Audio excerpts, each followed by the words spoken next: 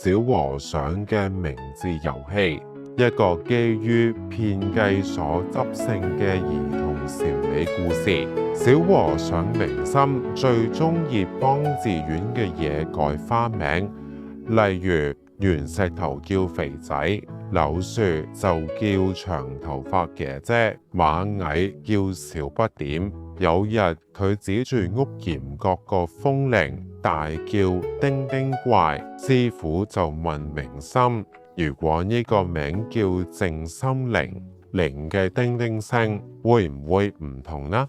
明心摸住個頭搖頭，然後師傅帶佢去睇湖。明心，我叫呢啲做水，但係魚覺得係屋企，你話水有冇變過呢？師傅又指住啲雲問：你叫呢啲做白雲，佢嬲嗰陣變烏雲，散開嗰陣化做霧，使唔使你批准呢？明心突然開竅，哦，原來我一直同自己嘅影子玩緊遊戲。從此佢照樣改花名，但會笑住加多句：雖然叫你做肥仔，其實你根本係嚿石頭。